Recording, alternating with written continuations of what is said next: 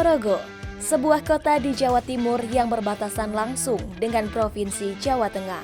Nama Ponorogo diambil dari dua kata, yakni Pramana atau Pono dan Raga. Pramana berarti kekuatan hidup, sedangkan Raga artinya badan. Dengan kata lain, makna Ponorogo adalah cara manusia mengolah kehidupannya. Reok Ponorogo merupakan salah satu bentuk masyarakat Ponorogo mengolah kehidupannya. Masyarakat Ponorogo hidup dengan mewariskan budaya reok, lestari budaya reok, mengakar kuat hingga menjadi jati diri warga Ponorogo.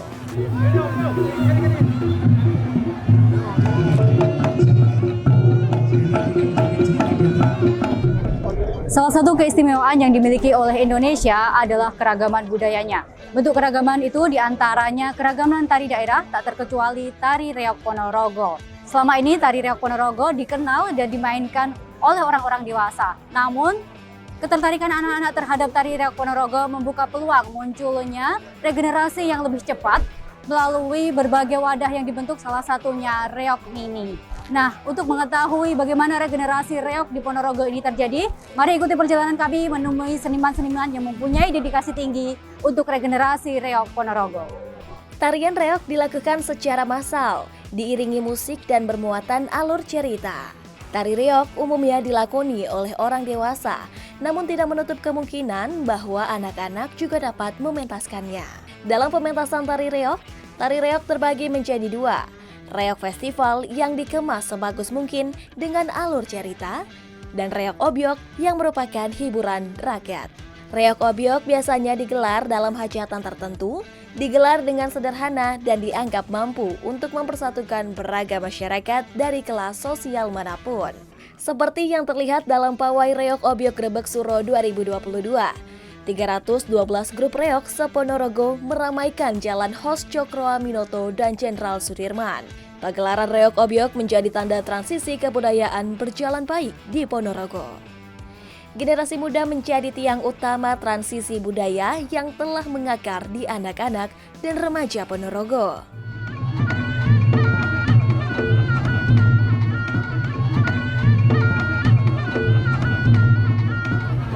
Seru, nambah pengalaman. Kalau sanggar itu di Langenkusumo, belajar nari itu sejak kelas 1. Sukanya tari Bujang Ganong. Iya. Alasan saya mau ikut ini kurang lebih aku juga mau melestarikan budaya, terutama reok Ponorogo. Maka tidak mengherankan jika Bupati Ponorogo Sugiri Sancoko berniat membangun monumen reok sebagai wadah literatur terlengkap reok Ponorogo sekaligus warisan bagi anak cucu Ponorogo. Reok ini kan sudah ada sejak sebelum saya ada. Ini sebuah harta karun yang tak ternilai harganya manakala kita bisa mengelola. Maka tidak hanya dimainkan sebagai kesenian saja, tidak hanya dipertunjukkan sebagai pertunjukan saja, maka kami ingin reok itu bisa menjadi pemikat wisata dan menjadi edukasi. Caranya bagaimana? Pertama, kami ingin membangun museum reok dan ada monumen reok di sekarang sedang detail desain di sebuah gunung kapur di Gunung Sampung. Itu dekat sama Sarangan, 30 meter dari Sarangan. Di situ tempat edukasi, ada literasi komplit bagaimana Ponorogo lahir, bagaimana tentang ekonomi, bagaimana politik, bagaimana raja, dari mana Ponorogo sampai detail betul kami sajikan di sebuah museum, kami sajikan secara digitalisasi. Kemudian reoknya saya jadikan monumen yang tingginya di atas rata-rata lah, pokoknya di atas GWK lah, 126 meter di atas gunung. Maka akan menjadi mempesona dan menjadi pemikat. Di samping edukasi, kemudian menjadi wisata, kami ingin ini menjadi kesejahteraan rakyat dan ada efek turunan ekonominya. Ke depan biar luar biasa. Saya mimpi besar saya itu.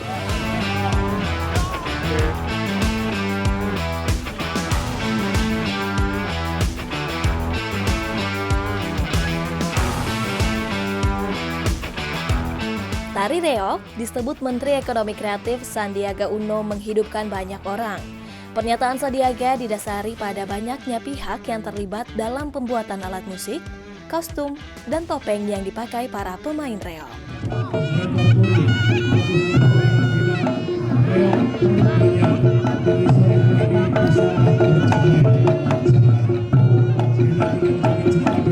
Gamelan reog terdiri dari banyak instrumen, salah satunya adalah kempul ini. Nah, sekarang saya akan mengajak Anda ke Kelurahan Paju, Kabupaten Ponorogo untuk berkunjung ke salah satu workshop pembuatan kempul yang telah menembus pasar Amerika.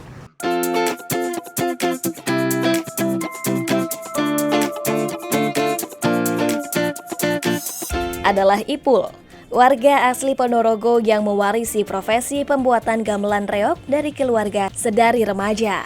Usaha pembuatan alat musik reog telah ditekuni Ipul selama hampir 15 tahun.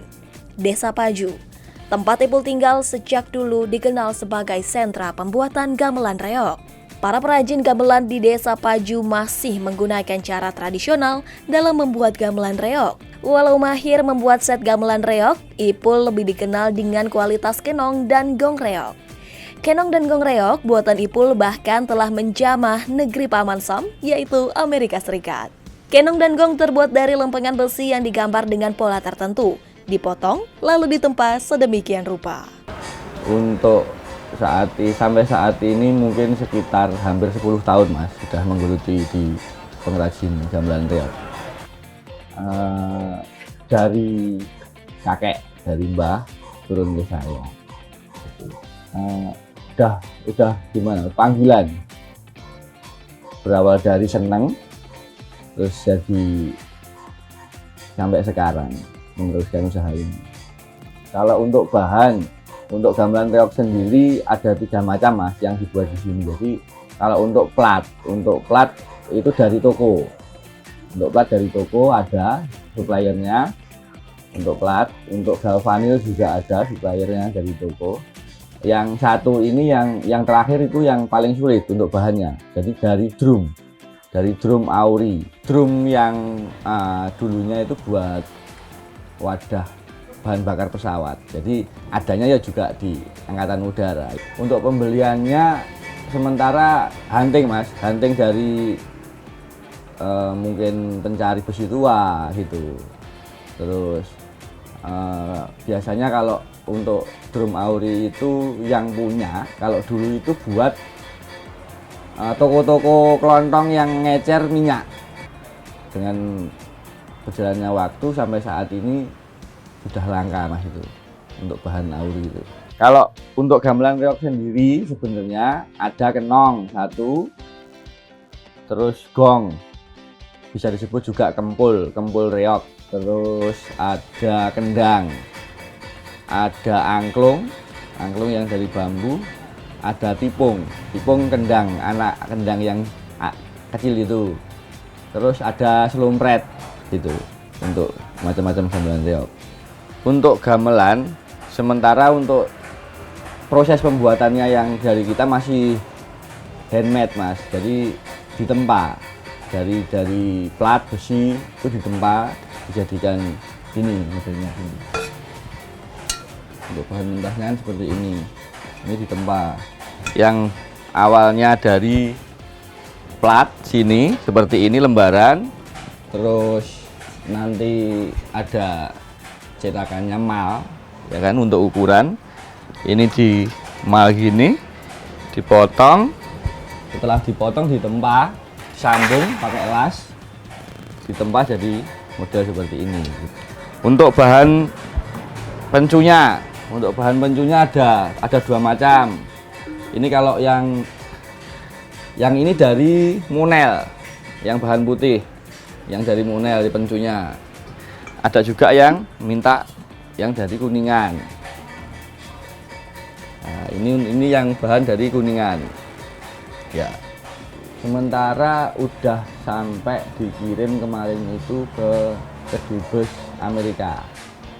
1 set gamelan reog dibawa ke sana.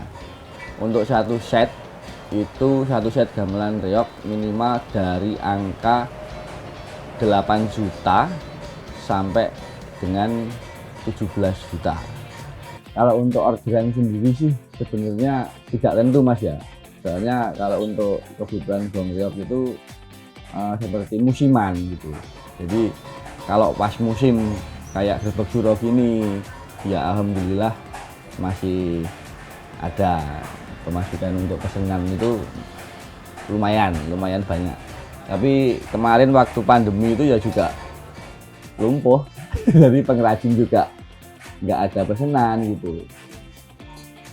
Uang keseniannya aja juga nggak jalan, jadi kan untuk alat-alatnya juga nggak jalan gitu. Kalau untuk penentuan gamelan reog tuningnya kita berdasarkan ini gender gamelan. Jadi untuk gamelan reog itu nadanya terdiri dari 6 dan ro untuk bunangnya. Ini ro-nya ro slendro. Kalau bunangnya reog itu 6 dan ro slendro. Nada 6 dan ro slendro. Kalau untuk gongnya itu dulu larasnya itu untuk reog memiliki sen sendiri. Jadi antara nada 5 dan 6. Jadi di sela-sela itu nadanya. Seiring berjalannya waktu sekarang sesuai kebutuhan itu kita berusaha melayani request dari konsumen. Jadi nadanya cenderung dijatuhkan ke 6 untuk gongnya. Untuk cara tuning tadi biasanya pakai feeling. Jadi untuk nada udah cocok atau belum, kita pakai feeling. Dipukul gini, didengerin sama ini. Jadi disamakan pakai feeling. Metode pertama gitu. Untuk metode kedua bisa juga dengan menggunakan tuner baik itu yang sekarang paling gampang dari HP. Tuner dari HP bisa tuner yang asli gitu. Kalau belum Jun, nanti untuk tekniknya itu banyak Mas. Jadi untuk teknik tuning di kenong itu banyak. Semakin dipukul dari dalam, otomatis ini kan keluar gini kan. Terus semakin keluar, nadanya semakin tinggi. Kalau semakin dipukul dari luar ke dalam, itu nadanya semakin rendah. Cuma juga harus tahu gimana ini posisinya seperti apa, yang dipukul yang mana gitu, sedikit demi sedikit gitu.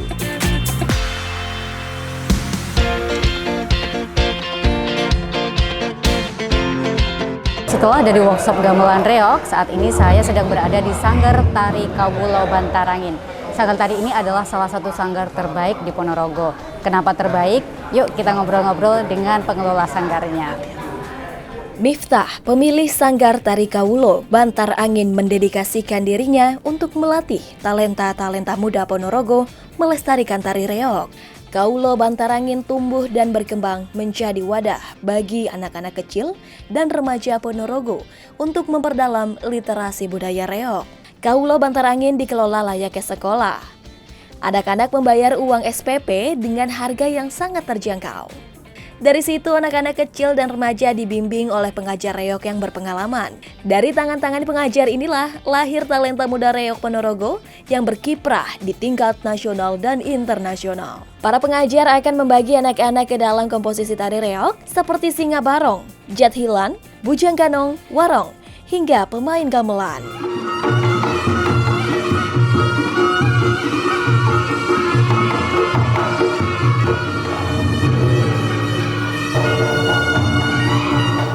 Sanggar Tari Kawulo Bantarangin didirikan tanggal 5 November tahun 2017. Sanggar Tari Kawulo Bantarangin ini didirikan atas kegelisahan kami bagaimana seniman reog itu harus terus berkembang dan kesenian reog tersendiri itu harus terus melejit berkembang karena kesenian reog ini sudah melalang buana di dunia nasional bahkan di dunia internasional. Ini adalah harapan kami bersama bahwasanya dari reog ini kita akan bisa go internasional. Untuk total murid di studio utama Sanggar Tari Kawulo Bantarangin ada 200 siswa dan di studio Kabat Ugurejo yang cabang kami ada 40 siswa. Sejak pendiriannya tahun 2017 sampai tahun 2022 total siswa di Sanggar Tari Kawulo Bantarangin ini lebih dari 1.500 siswa. Manajemen yang kita bangun adalah manajemen yang berbasis sekolah. Bagaimana Sanggar Tari Kawulo Bantarangin ini setiap 4 bulan sekali kita adakan untuk ujian kelas dan juga setiap 1 tahun sekali adalah ujian performing art, ujian pertunjukan. Dan setiap 1 tahun sekali Ananda yang ada di Sanggar Tari Kaulo Bantarangin mendapatkan rapot, di mana rapot itu adalah tolak ukur bagaimana Ananda ini nanti akan naik ke jenjang selanjutnya, naik ke materi selanjutnya. Dan Sanggar Tari Kaulo Bantarangin ini kita bangun dengan 3 pilar utama, yaitu edukasi, kekaryaan, dan juga pelestarian. Sanggar Tari Kaulo Bantarangin kita buat sistem SPP, di mana setiap 1 bulan sekali para siswa iuran 35.000, yang itu Ananda bisa masuk di beberapa kelas. Kelas utama adalah kelas tari, yang kedua adalah kelas pengrawit, yang ketiga adalah kelas tembang reog atau tembang mocopat, dan yang keempat adalah kelas ngaji juz 30. Dan yang terakhir ini ada kelas yang kami sebut kelas unggulan, yaitu kelas pembarong. Untuk pendaftaran di Sanggar Tari Kaulo Bantarangin itu bersifat minat dan bakat. Dan ketika masuk, Ananda akan membayar 125.000 yang akan mendapatkan seragam kaos, jarik, dan stagen yang itu harus digunakan pada setiap latihan. Biasanya memang kesukaan yang paling utama, yang paling banyak itu untuk siswa putra ini adalah tari Bujang Ganong yang pakai topeng, kemudian itu menyimbolkan seorang patih dari kerajaan Bantarangin.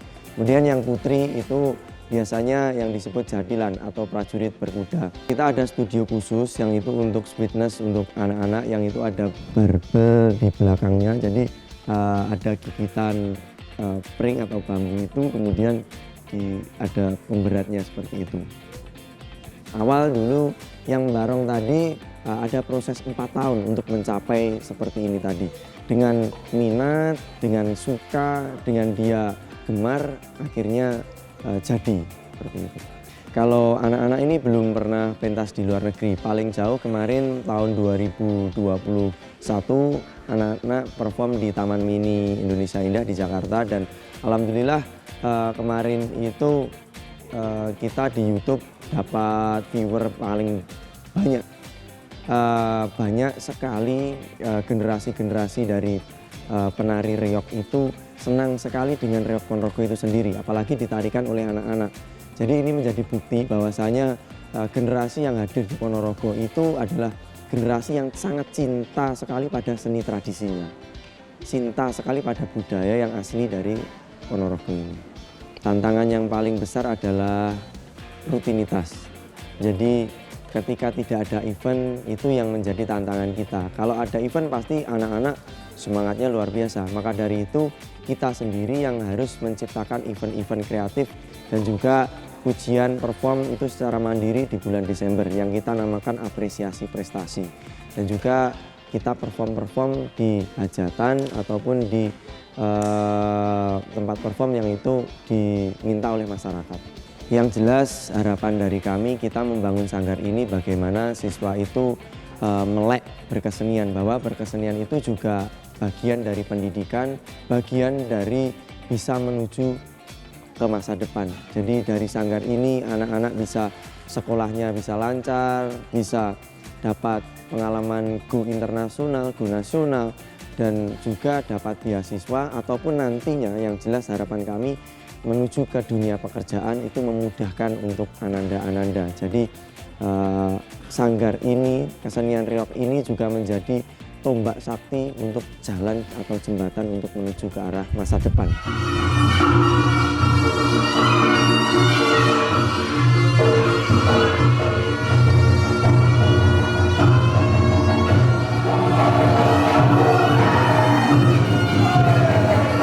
Sejak tahun 2018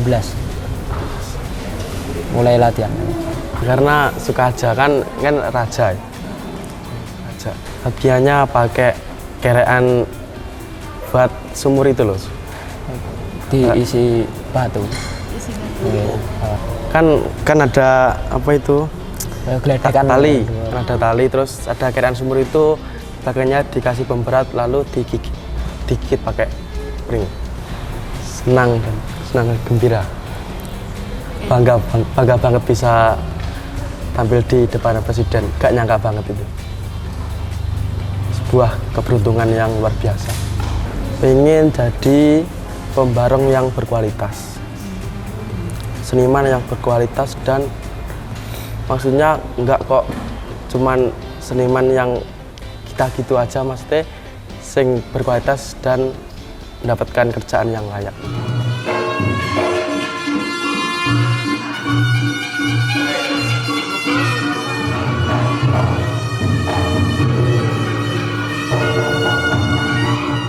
Kentalnya budaya reog yang mengakar begitu dalam di masyarakat Ponorogo menimbulkan tanda tanya besar. Seperti apa pembinaan reog di masyarakat Ponorogo hingga anak-anak kecil dan remaja lebih senang untuk menarikan reog daripada menari tari modern lainnya. Menjawab hal itu, saya menemui budayawan muda asli Ponorogo, Gondo Puspito. Pria kelahiran 8 Oktober 1980 merupakan lulusan S1 dan S2 Universitas Negeri Surakarta, dan dirinya juga aktif dalam berbagai organisasi budaya di Ponorogo. Saya lahir besar di Ponorogo, terus kemudian saya berasal dari Trah Dalang Ruat. Artinya bahwa ini adalah salah satu panggilan, salah satu bentuk jiwa bahwa saya harus ikut melestarikannya. Karena kenapa? Ada satu pepatah Jawa yang saya anut, memayu hayuning kawuryan. Artinya bagaimana kita mencoba untuk terus melestarikan pendidikan, lebih-lebih tentang budaya reog ini. Mulai dari lahir kita di Ponorogo ini memang benar-benar seperti ada sebuah chemistry, artinya ada sebuah panggilan mulai dari kecil. Kalau kita mendengar suara gamelan reog, maka kita seakan-akan seperti terpanggil. Berawal dari inilah anak-anak di sini sangat-sangat ingin mengangkat itu. Dan salah satu bukti bahwa kesenian reog ini berangsur-angsur semakin maju, bahkan lebih mendunia. Karena kenapa? Didukung oleh masyarakat lokal Genus di sini. Dan ini sebagai salah satu bentuk kebijaksanaan. Karena kenapa? Kebijakan dari para sesepuh di sini pun mencoba untuk terbuka dengan anak-anak. Artinya tidak ada jurang pemisah.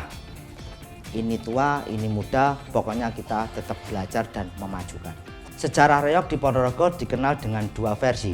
Versi pertama yakni Bantarangin. Ini bercerita tentang Sayembara Dewi Songgolangit yang notabene dari Kediri, kemudian Prabu Klono Siwandono dari Ponorogo, dan dengan patihnya Pujangga Anom.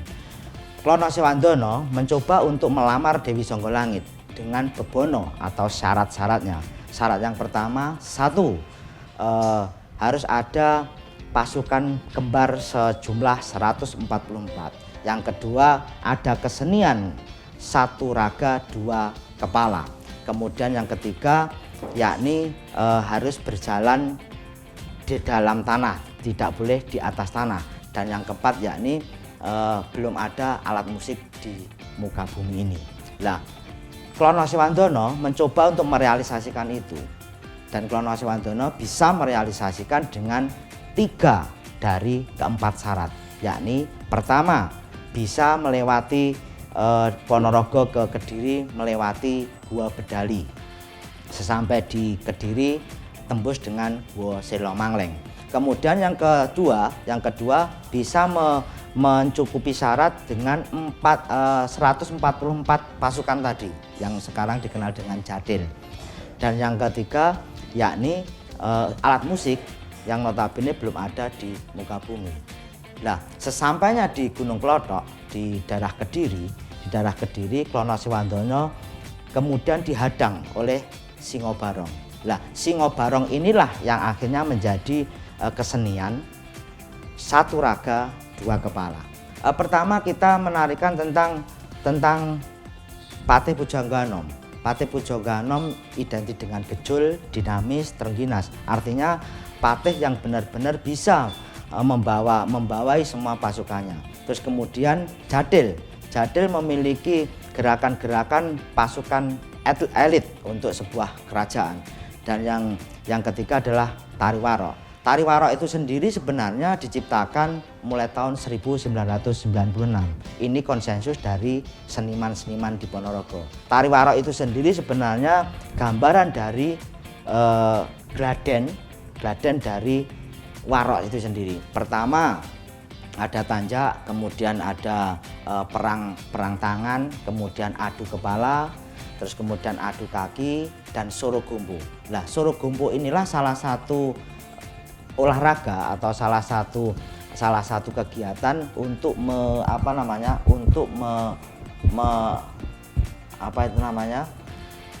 untuk melihat batas kemampuan kekuatan dari pundak Warok itu sendiri.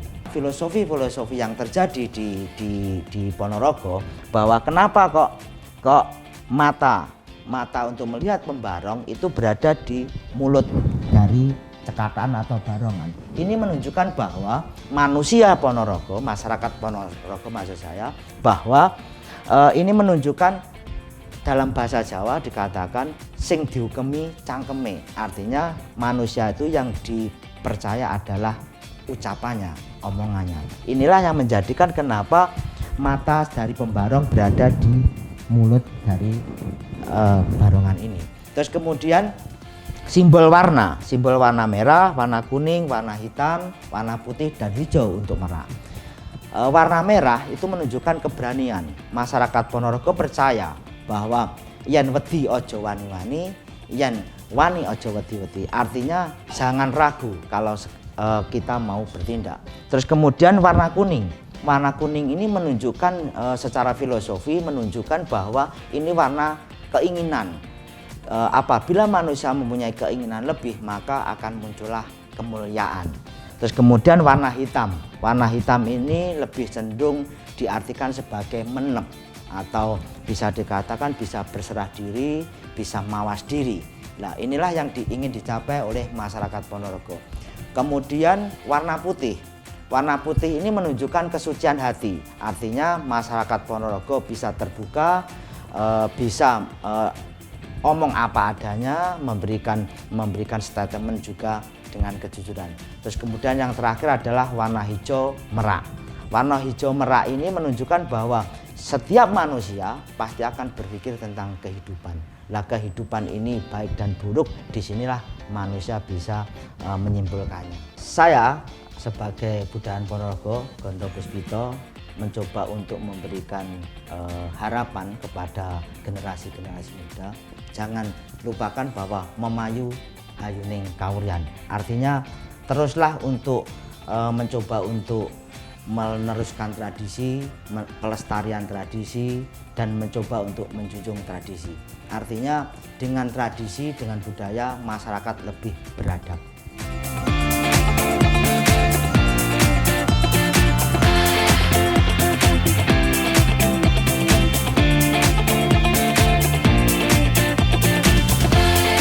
Pengenalan dan penerapan budaya dalam hidup sehari-hari menjadi akar kuat budaya Ponorogo begitu dicintai masyarakatnya bahkan sedari dini.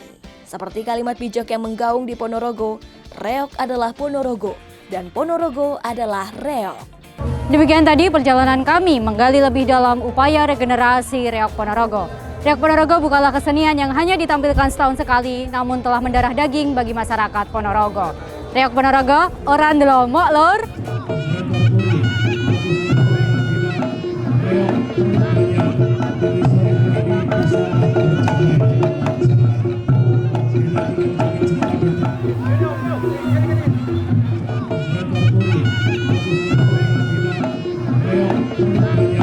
Thank you.